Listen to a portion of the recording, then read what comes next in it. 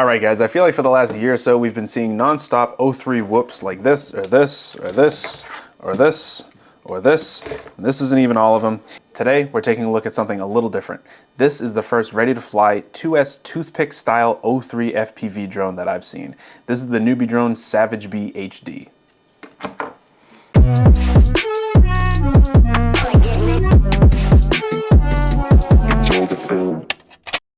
Alright guys, let's take a closer look at this thing. This is a pretty unique looking little drone. I'm going to go over some specs and then we'll hop outside and see how it flies.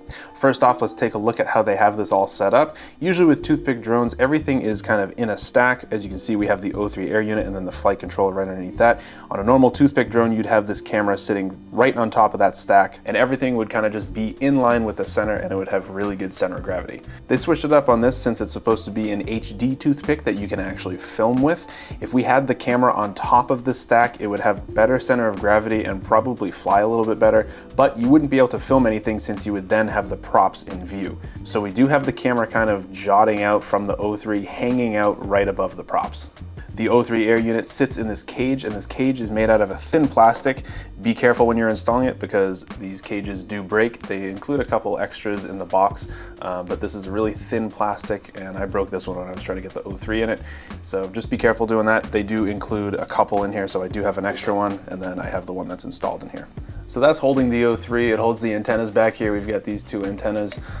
This little cable that plugs into the O3 air unit, this is a little short. There's really no flex in this. So I would like it if this cable was a little bit longer. I guess you could put the cable underneath, like in between the O3 air unit and the cage, but then it's gonna make it even more difficult to get the O3 air unit in there. So I would just kind of do this. In between the O3 and the frame, we have the all-in-one board.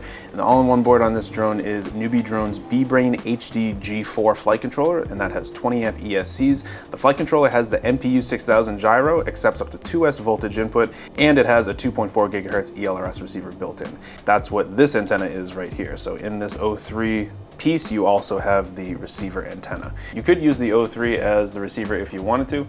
Personally, I prefer to use ELRS or Crossfire if I can, but if you only have the DJI remote, you could use that with this drone. On the underside of the flight controller, you guys probably can't see this either, but there's a couple motor plugs in here. They're not using them for these motors. These ones are soldered to the flight controller, but if you did have to replace a motor on this, you do have the option to just plug them in, so you won't have to do any soldering if you have to replace a motor.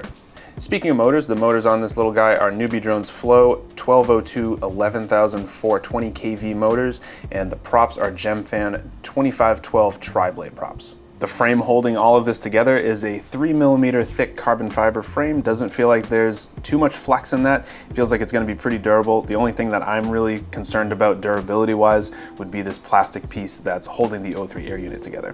Obviously I've got the battery mounted down the bottom. This is a 720. In my testing, I'm going to be trying out a couple different batteries. You can do a 720 like that, you can do a 550, or you can do a 450. So I'm going to be testing out all of these in my testing. But XT30 battery connector, the battery just mounts to the bottom here with this little TPU piece. So I'm curious how I'm going to like this thing. I use O3 air units on all of my Cinewhoops and professional quads because I don't mind the latency or notice it. I don't really use O3 on freestyle drones. I have the O3 in my Cinewhoops as a backup HD cam, but my normal filming camera is a GoPro. Dry weight, no battery with an O3 air unit. This is a full-size O3 air unit, 83 grams. If you have a 750 2S LiPo, you're looking at 118 grams. 550 2S, you're looking at 109 grams. And then a 450 2S, you're looking at 110 grams. So 110 grams for a 2.5 inch 2S toothpick. Let's go outside and see how this flies. Taking off my jacket, my talk is classic. About to elevate to kingpin in this racket. Taking off my jacket, my talk is classic. About to elevate to kingpin.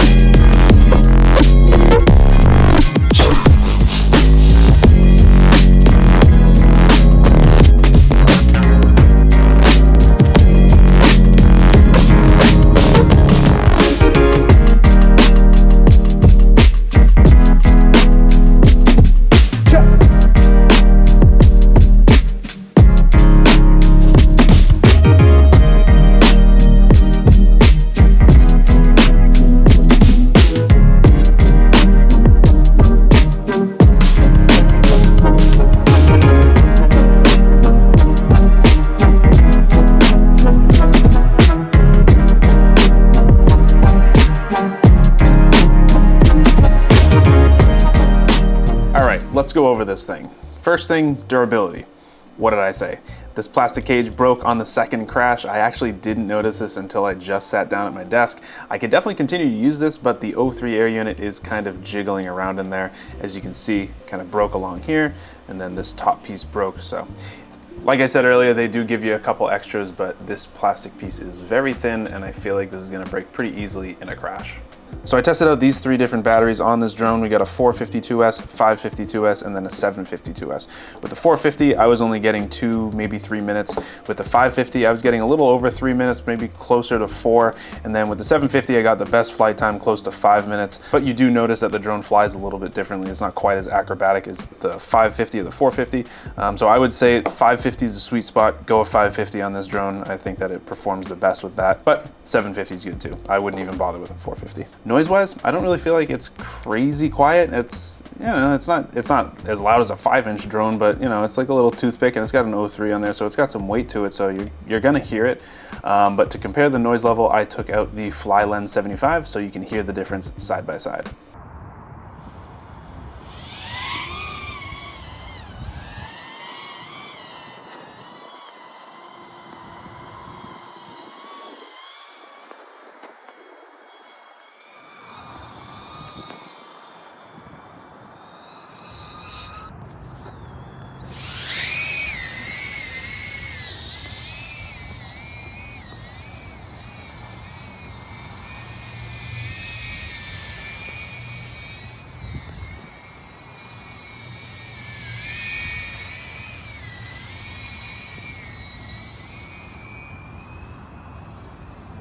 It's cool to see a drone this size and weight that's meant for more HD freestyle. You do notice the latency, but it is fun to fly.